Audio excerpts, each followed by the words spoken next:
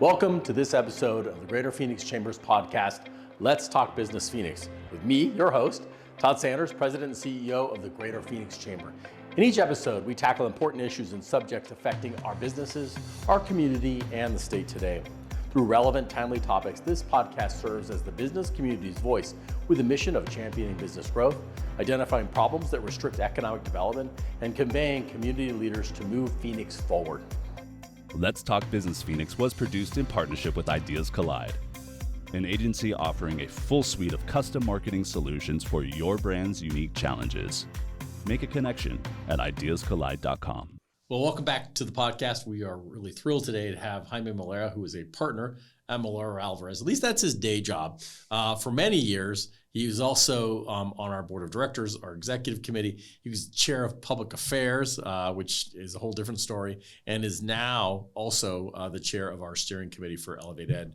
Jaime, welcome. Thank you for being here. Todd, thank you for having me. Well, what I'd like to do is, obviously we can all get online and see your illustrious bio, but tell us a little bit about yourself, and then also perhaps something about you that we wouldn't necessarily know. So, as a lot of people know, I'm a native Arizonan. I was born in the cultural hub of the universe, which is Nogales, Arizona. That's correct. Everybody well knows known. that. Everybody thinks it's Paris or London, Rome. No, it's Nogales. So I was born and raised there. Then I came to the Harvard of the West, Arizona State University. You sure it's not NAU? I think so. That's more of a Cambridge type. Okay. And I've been in Arizona all my life, save for a couple of years. I worked in D.C., but I've been in and around state politics, worked for Governor Symington and Hull, had the privilege of being state school superintendent for a while, and then started my firm. This year it's been 20 years. Molera Alverez has been around. And done so much work in the public space. And obviously you run a business, but so much of that work has been pro bono, and it's made a big difference. Well, and you asked me about something that nobody knows about me. So the one thing I did for a number of years, I was on the board and helped found a girls' dance studio. Really? That was of all the things that I've done. I did not know that. During the Great Recession, my daughter's dance studio went the way of a lot of businesses. Yeah. Poor folks couldn't sustain it. So me and 5 other dads got together. We said, let's create a business, because we were all businessmen, and we ended up creating Phoenix Dance Cooperative, which is still one of the largest dance studios in the Valley. Hey, I love that. Excellent. See, that always something we don't know. Although I do also know that you have the dubious distinction of having one of the worst records in any kind of for a football team that you coached alongside with our former senator. Yeah, Jeff Flake. We were so bad that they wanted to build us a publicly financed stadium. Well, what happened there? We just, what were you so bad? Was it his fault? Yeah, it was mainly Jeff. Okay. He ran the defense, and they scored like 70 points on us. I was a great offensive coordinator. I think we scored like 60 points, but when they scored 70 points, yeah, we were. You couldn't catch up to the deficit. Well, obviously your win-loss record at the Capitol is impeccable. Oh, thank you. And certainly the work that you've done in education, and as I mentioned, you spent many years with us as our chair of public affairs, helping us navigate. But really, I think one of your big expertise areas is education. Talk to us a little bit about the role, the superintendent's role, and what you learned. Well, I found out very fast, Arizona State School Superintendent, there's not a lot of power there. I mean, there's more. It's more of a bully pulpit, and being able to convince legislators, being able to convince really, whoever the governor was, to try and hear the areas that we think we need to be focused on, because it really is more of a management. You're managing a state agency, all the federal dollars that come through the department, and it's overseeing all the regulation of the finances and working with the state board. So you're not necessarily managing you're not in the day-to-day. Well, not so much, but it depends on what kind of school superintendent you want to be. I was very much involved in the policy formation. I think I worked, of course, I was lucky enough to have Jane Hull, and she trusted me. So she gave me a lot of free rein in coming up with what I thought we should be doing around education policy. At the time, it was looking at state standards, looking at accountability, looking at, how much bang for the buck were we getting out of all of the dollars that we were funding education.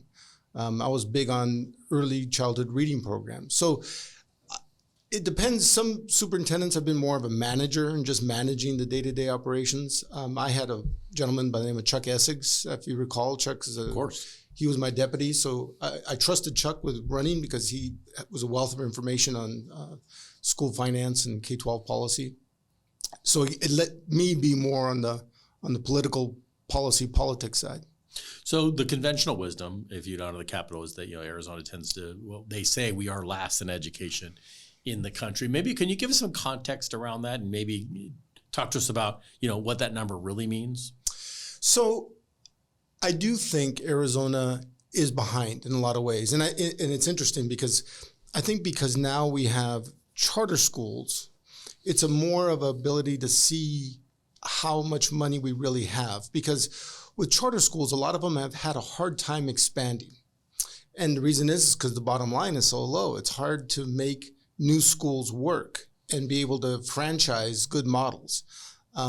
You've seen a few do that, like Basis, for instance. Mm-hmm. They've done a tremendous job of expanding their Great Hearts, expanding their footprints, but it hasn't been easy. And a lot of reason is that the numbers somewhat low. So I think we do have to look at that. But I also believe, Todd, that there is still a lot of expenditure that goes on to things that, in my opinion, aren't really part of the core academic areas. That's why I'm very proud of the work that we're doing with Elevate at AZ, because we're really looking at how do you make education relevant to kids? And that's one of the things I think we need to do a better job of. And we meaning Arizona policymakers, but also the Arizona business community, because we're seeing a dearth of people that can come into the workforce and ready to go. And as you know, that's one of the big issues that we've been dealing with is that while we've been successful in getting companies to come to Arizona and grow their footprint in Arizona, because I think we have really strong tax policies, I think we have a really strong economy, but the workforce or the lack thereof is starting to catch up, and that's something we need to focus on. Absolutely. And one of the numbers that you always hear is we're less in funding. Maybe for folks who aren't at the Capitol all the time, talk to us a little bit about funding and K-12 funding as it relates to the total budget. So that's where it's a little bit of a misnomer, because if you are in a low-well school district, Arizona has a very complex way we fund our schools. But basically, you have two models. Under the traditional school district model, it's usually about a 50-50 split. You have local property taxes, and then there's a formula, and then whatever those local property taxes can't generate, the state backfills, and it meets that number that the state sets. Now you have some school districts with a lot of property wealth, mm-hmm. and people with the means that they can pass bonds and overrides, so they can augment that budget, which is, I want to say right now, it's close to about $8,500 a kid on average. So every school gets that? Right. Okay. That's the average. Gotcha. Now, there's a lot of formulas attached to it, special education formulas and all kinds of different weights. But let's call that around $8,000, $8,500. A lot of school districts can augment that, Todd, with bonds and overrides. I mean, considerably, mm-hmm. to the tune of maybe $3,000, $4,000, $5,000, in some cases $6,000, $7,000 more a kid. So there's a lot of wealth in the system. Charter schools don't have access to any local property tax. 100% of their funding comes from the state. That baseline fund that you talked about. Correct. But charter schools have been very adept, a lot of them, on local fundraising, with working with their parents, akin to a lot of private schools do. So they augment, but a lot of it depends on, honestly, the means of the family. No. And so that's where I still think we have a disparity in Arizona between areas that have access to wealth and areas that don't have access to wealth. And I just feel that that's something that we need to look at as we're looking at overarching school finance policy. And for those who aren't familiar with the budget, when we think about the areas where we spend money, so obviously social services, transportation, education, where does education fall in terms of the level of spending? Oh, it's about half of it. Half of the total budget. Half of the total budget. I mean, education dominates the state budget, and because you have voter protections in Arizona. So one of the voter protections we passed back in 2000 was Prop 301, which not only added a 0.6 cent sales tax that augments the school finances, but it also put in place that the state had to, in every budget cycle now, increase the budget based on inflation, which Arizona never had before. It was just a set number. It was a set number. The legislature and the governor would always battle about whether or not to provide inflation. Well, that was cured back then. So while we're low, and I think compared to other states, we still have been fairly competitive, or we've stayed close to other states because now we have that inflation factor built into the budget. And the number that sort of is bandied about the legislature is that we're $1 billion short. Given that that is our biggest line item, that's a pretty significant task. But again, Todd, I would argue that when we say $1 billion short, we're not $1 billion short in certain schools or certain school districts. Which is an important distinction. I think it is. I think it's a very important distinction. And I think it's one that we just don't have a big enough conversation about also. One of the other things that I was fortunate enough to work on was a policy change that we did in the late 90s called Students First, where it created capital standards so that at least you had standards that said students need to have certain types of facilities that were not so disparate. You'd have some unbelievable facilities where they'd have dome stadiums and they'd have just state-of-the-art. Like Nogales. Exactly. Yeah. And then you had certain areas of the state that just didn't have access to capital wealth. So I think that was that was somewhat equalized. So if the political will's there is a good model that we can look at. That Absolutely. Would help us navigate some of that. Correct. The imbalances. So you mentioned you mentioned charters and you around the capital, the words school choice really are they're a big area of focus. Talk to us a little bit about why Arizona is unique in school choice, and I believe we were sort of a leader in this nationally. Oh, we were and are. I think we have different forms of school choice in Arizona. Now the biggest is the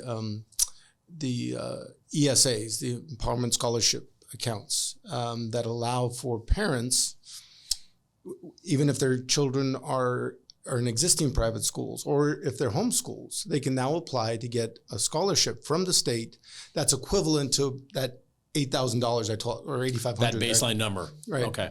So they'll get a certain amount. A lot of the traditional public school advocates say this is taking money away from the system. I think that in a lot of ways, it really is following the money follows the child, which is that's been a big concept in Arizona. And I tend to agree with that. Now, I think there's a happy medium. I think there's ways you can really enhance school choice, but at the same time, I think you can look at making sure it's not abused and making sure that it's not going into things that really is not part of the education of a student.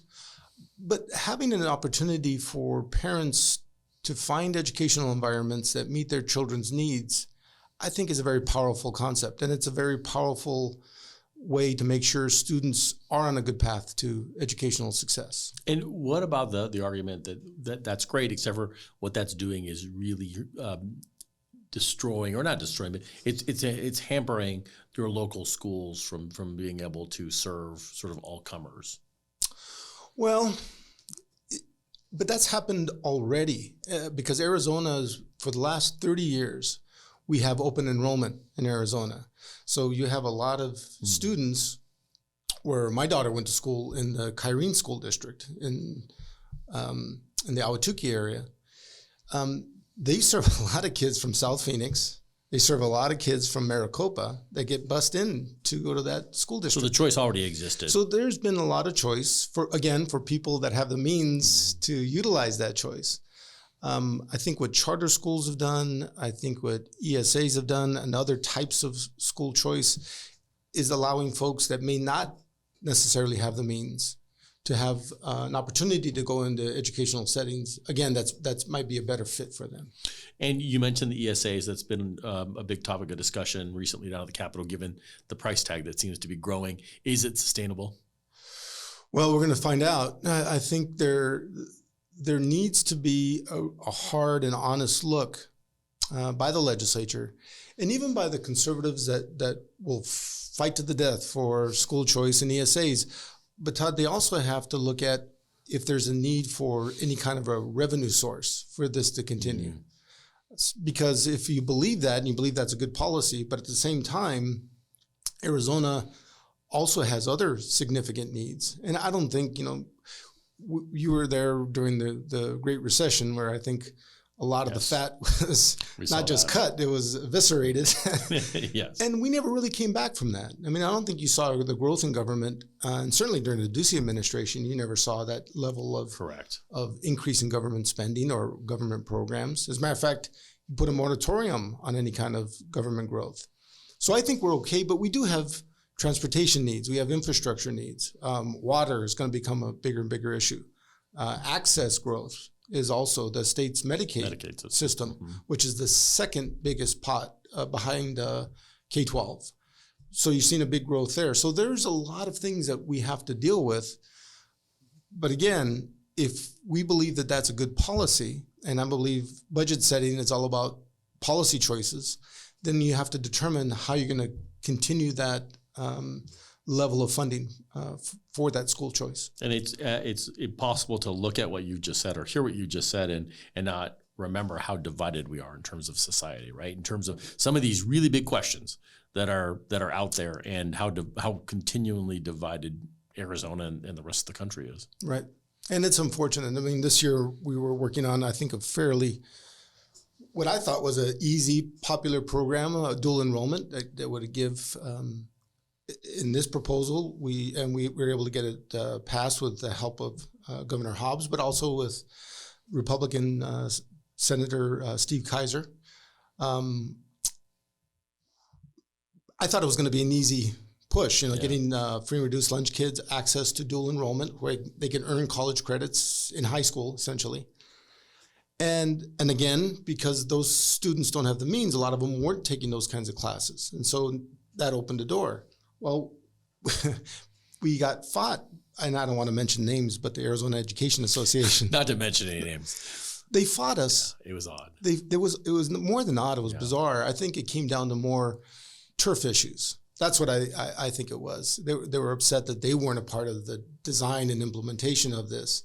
And they started attacking us because they said it was providing incentives for teachers. Well, of course it did. But if the teachers are doing extra work, I think we should give them a little extra pay. 100%. Yeah. I mean, to teach dual enrollment, you have to be certified. Correct. And you have to earn that certification by going back to school. So there's a lot of steps and a lot of costs teachers have to do.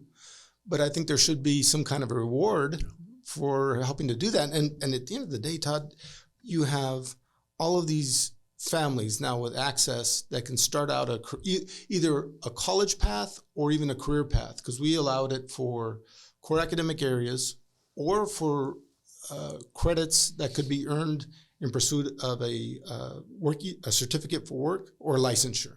So I think that's pretty powerful. Yeah, I'm so proud of it. And I want to come back to that. But let me circle back to the bigger question of education. I think 20 years ago, the business community was silently supportive of education issues. And yeah, sure, that's nice.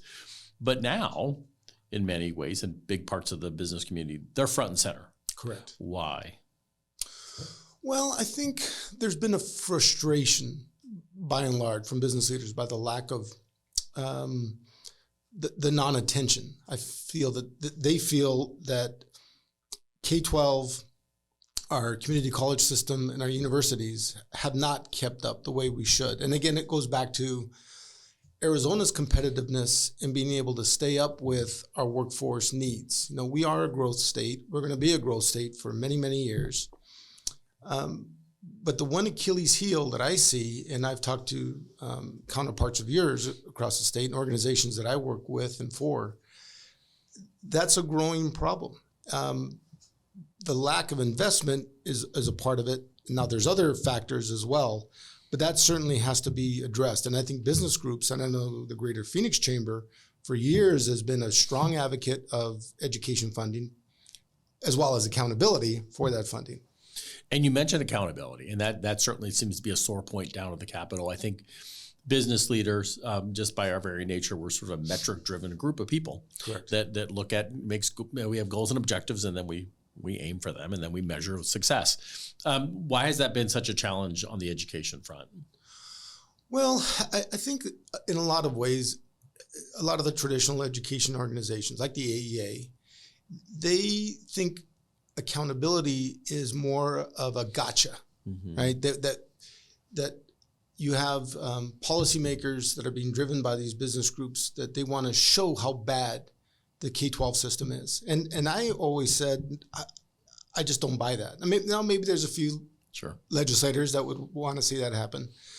But I think by and large, business leaders, and I know when I was involved in state policy, I likened it to if I had a disease and I had cancer, I'd want my doctor to diagnose me and my doctor to say, here's the issue, here's how we're going to treat it, and here's how we're going to get you back to health. Well, I think the same thing can be said about schools. There's some schools that are sick. There's some schools that are, unfortunately, have bad curriculums and not very good teachers. Well, it's not so much to attack them or attack the schools or attack the teachers, but how do you get them better? If one of the problems is kids in high school can't do high levels of math, whether it's algebra or geometry, and nowadays that's almost a basic skills that our kids need to have in order to be successful. Well, maybe if we look back in the middle schools and they're not able to manipulate fractions, add, divide, subtract fractions, which is a big part of algebra. Yeah. If they can't do that, then that's a pretty good predictor. So if a kid can't read in their early formative years, well, guess what? They're going to be failures up until they're probably going to drop out a little after middle school because they've been a failure for 7-8 years. And they're like, well, why continue to be a failure when I can go into something else? But it's being able to diagnose the problem and then be able to deal with it. That's where we need to get over ourselves and say, look, this is not about attacking kids. This is about figuring out what it is we need to do.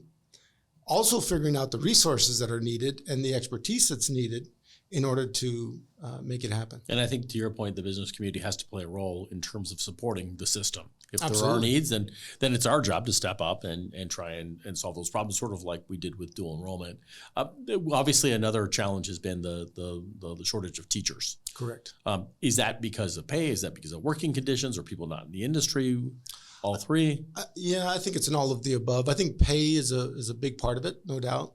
But I also think there's a frustration with teachers, and a lot of teachers I know that are just frustrated with the system, and they're frustrated with the bureaucracy, and they're frustrated with the lack of attention on core academic focus. Because there's a focus on all these things that the schools are being mandated or being pressured to deal with that has nothing to do with educational achievement. And so I think a lot of folks get frustrated. You see not as much of this problem, and it's still there, but it's not as at the level it is with school districts, in my opinion, with charter schools, because charter schools do have more flexibility. They don't have as much overhead. So you see more of the salaries being paid to the teachers. And the other thing that charter schools have, which traditional public schools don't, because usually it's the unions that negotiate, there's a collective bargaining agreement. If I'm a top-tier math teacher or a top-tier science teacher, there's a very high likelihood I'm getting paid the same as a top-tier physical education teacher. Now, I'm not saying that that's bad, but in the business world that I work in now and we're all a part of, sometimes if there's people with high-level skill sets, whether it's IT, whether it's accounting, where there's demand, and there's a need, you have to pay them higher. But we just don't see that. We want to have this everybody's paid the same mentality, and I don't think that works anymore. In all levels, in all levels of government. And certainly when people coming out of college with debt and trying to figure out how that's going to work, they're going to need to be paid in order to satisfy those debts. And to live. So I mentioned that once we retired your jersey from the public affairs chair, which is certainly probably one of the toughest jobs we can give anybody, a volunteer. We immediately asked you to chair the Elevate Ed, the steering committee for Elevate Ed. Talk a little bit about Elevate Ed and why you decided to do it. Well, it was those pictures you had on me for one. Well, we don't talk about that. I'm kidding, by the way. Well, it was this exactly what we're talking about. I like the fact that the Phoenix Chamber has always, and under your leadership, you've always been, and I was always proud to be on the board where we put our money where our mouth is, so to speak, where the issue of workforce is becoming more problematic. The issue of making sure that we were at the tip of the spear rather than just followers on what happened in education policy was important. And so the Phoenix Chamber jumped in and created Elevate Ed, which was how can you get industries to start giving their expertise to high schools and also our higher education system, but primarily the high schools that we work with, and say, you know what, I know that CTEs and career path training is very important, but we had such we'd have all kinds of cosmetology schools within our CTE programs or culinary institutes. But the number of jobs and the pay for those jobs was just a miss. It was stunning to see the data. Absolutely. And so what we did was look and we started working with high schools and say, look, if you're going to provide and invest in these types of career pathways, let's look at areas that Arizona is growing in. Our healthcare field is in desperate need of higher level skilled workers. Our manufacturing base is growing considerably. Our clean energy sector is growing by leaps and bounds. Our bioscience industries. Advanced manufacturing absolutely has been tremendous growth. But we just didn't have that pipeline that could service that over time. So now we've developed, I think, a great model that we use to show the legislature. We worked with two of the biggest school districts in Arizona, Mesa Public Schools and Phoenix Union. And I think that was done consciously because we wanted to demonstrate how it can get done in these big school systems. So the news has been phenomenal. The results have been phenomenal. In the 2 years since we have engaged with those school districts and provided the expertise and the additional technical assistance and all the things that support, offering these types of programs, you saw a 40% growth in the dual enrollment levels for those school districts. But what's even more phenomenal is that you had 97% of those students that were taking dual enrollment classes getting a C or better. Yeah. Now, what that's telling me is that they're taking classes that interest them, right? And they're on a pathway that they find more appealing to them. Because one of the problems is a lot of times we force students down a path that they have zero interest in. Yeah. One size fits all approach. Exactly. And I think what this has done is allowed them to say, well, here's a career path or an educational pathway that I want to pursue and I find appealing. And if you can have give them an opportunity to obtain college credits and knock out a semester, maybe an entire year before they even have to go into higher education. That's pretty significant for a family of limited means trying to figure out how to pay for it, or if a student doesn't want to take all that student debt. So I think this is a very powerful way of not only getting them on an educational and career pathway that is meaningful to them, but it also helps defray a lot of the costs that are keeping a lot of our students from going down that pathway in the first place. Well, I have to agree. And I think the other part sort of under your leadership that was so important is getting a large group now of businesses that will take a chance on a high school kid in internship. That's right. And these are significant businesses who at first told us no. Right. And those kids having the opportunity to see what that's like. Well, success begets success. And I think that as we've seen the growth of this happen, now organizations are contacting Jennifer Meller, and you're head of this inside the chamber, Yes. to want to be a part of it. Yeah. Because I think they're hearing the powerful stories. I got to tell you, when we had our recent celebration of the graduates, and you had close to 400 people that attended at the Phoenix Zoo. Yes. We had a big auditorium. We did. And I always loved doing that because the first year was a nice size, but it just seems like it's getting bigger and bigger. There's more and more attention being paid to it. And the excitement at all levels, not only the businesses that were there, but the teachers that were a part of it, the administrators, and of course the parents and the kids especially. It was a really powerful thing to see. I agree. And they have the businesses there and for these kids to really see firsthand, to your point, what this is like. What's it like in this industry? I can now see myself. It's not just those kids, right? But it's me. And maybe that's in college as well. So I have to agree. And I think what's interesting about this is it seems like those pieces had been in place. And then for years at the state capitol, there had been sort of this idea that we have to solve this dual enrollment problem. We have to figure out how to get kids into dual enrollment. And it was always this complicated formula, and everyone was paying for everyone else and didn't understand where the money was going. And finally, we were with you. We were sitting in a room and you said, what if we just figured out how to start paying for these kids at least 6 credit hours and just across the board? And it was simple. And it was almost too simple, but that led us to dual enrollment. Yes. And the other thing, Todd, is I've always been a big believer too that you have to trust the leadership of the schools to do well. Now, ultimately, if the school's a failure, like I talked about, then we have some 6 schools that need a lot of attention.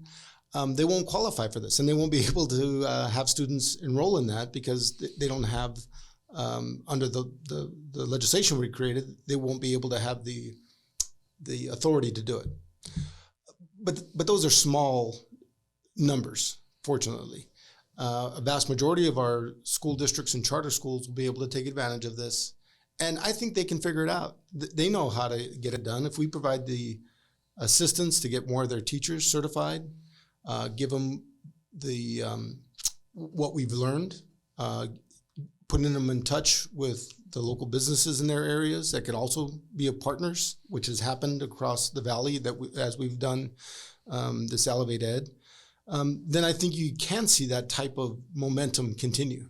Well, and what I think is so important about this is you earlier talked about that not all school districts are equal. Right. And there's obviously an ability to raise a lot of dollars in certain areas.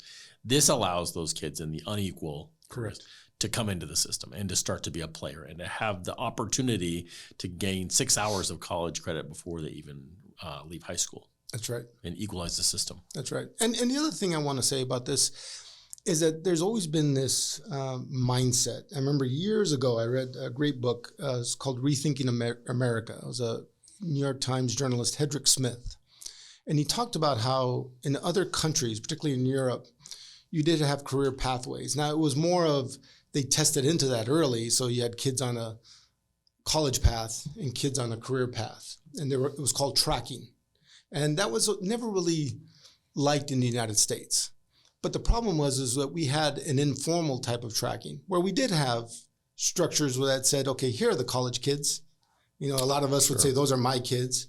And then others would say, oh, those kids can't be at this level. So at least maybe we can find them some kind of a career path. But there was no structure to that. There was no guidance. There was no counseling. There was nothing for vast majority of our students on how can you make that happen? And that's been the biggest piece of what we're doing here, because we're saying a kid that goes into the university system is not better than a kid that wants to go into a CTE manufacturing, advanced manufacturing. Because at the end of the day, the kid that goes through advanced manufacturing, that's the passion. That's something that they want to be involved with. They get it because they can see it, touch it, feel it. And the thing that we're finding, Todd, and there's a lot of research that backs me up on this, and Helios Foundation has done a lot of great analysis. If they are able to get those college degrees or credits towards that certification or licensure, then there's a very high likelihood that those students will continue on that career path. So they'll continue to get their associates, and then to get their bachelor's, and then to get their master's. And then, so it's a gateway to a really important educational lifetime experience. I have to agree. Because they're pursuing a path that they want to do. They're not floundering in a community college or university that a lot of kids do for a long time. And how many times do they change majors because they don't really know what they want to do Build yet? up a lot of debt, and then they give up because it's not the right path for them. Exactly. No, it's good. It's good to see all of that potential that was so untapped for so long. All of a sudden, we're able to give those kids an opportunity to find out what that's all about. Right. And whatever it is, they have a choice now, and Correct. hopefully we can guide them with that. We've talked obviously a lot about education, and I'd like to just quickly also pull back a little bit at the end of the legislative session now, or at least we think the end of the legislative session. What were some of the biggest issues, and what are some of the challenges you see for next year? Well, I think that we need to do a better, forgive me for this pun, but the more of a deeper dive into the water issues. Okay, that's close to a dad joke, but all right. But because it's true. I mean, there's been a lot of stories that, especially from East Coast papers, talking about how bad Arizona's water situation is. And as you know, as somebody that's trying to get businesses to grow and trying to attract businesses, that's a question that's being asked a lot. But it really is not an accurate portrayal of where we are in our water situation. And now I do think we need to deal with it. I think we have a lot of high water crops in our state that I'm not sure that's smart. I mean, 70% of our water, or over 70%, goes to our agricultural. It's not the growth that's creating any water deficiencies. Really, it's a lot of the kinds of agricultural policies that we're pursuing, and also the infrastructure that needs to be done better. I think we've made a lot of strides, but I think we really have to look at this more carefully. We really have to bring folks together. One of the things that I've seen over the years is that the water interests have been dominated really by rural agricultural interests. But I think Arizona's business community needs to be more engaged, and we need to look at better long-term solutions, and not just for the next 2 years, but really for the next 2 decades. Well, a point well taken. And I think that part, and also the narrative, it was interesting to see the New York Times headline, Arizona's out of water. But if you read the story, near the bottom, they kind of give you the rest of the context. Right. Well, actually, they're just making sure they have a 100-year water supply. And so there's a 4% shortfall over 100 years. That's right. And that narrative we have to be out there talking about sort of what the facts are. That's right. And as well as being involved in the policy, which is hard. That's right.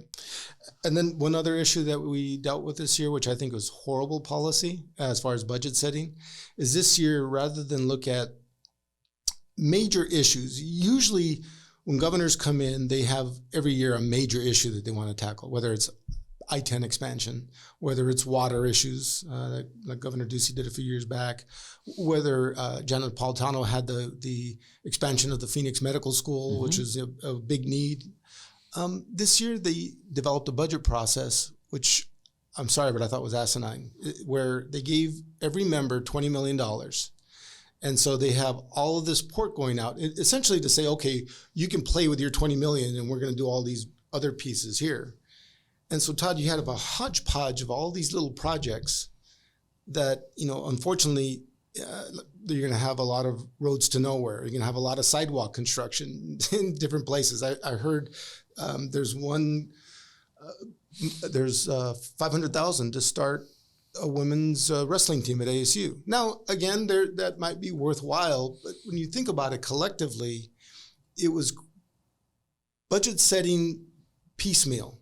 Not necessarily strategic exercise. And there's no focus. And I think that's a bad way of doing budgets. And I think because of the scarce resources that we have, and that we like to be a conservative state and spending money on things that have a big bang for the buck, hopefully we don't continue that path. Because I certainly think if you do that enough times over the years, then I really think we're going to see a lot of major needs be ignored, because we're going to be focused on all the legislators' pet projects as opposed to these big statewide things that need to get accomplished. It was definitely an unusual process. I don't think I've ever seen that in my time in involving with state government.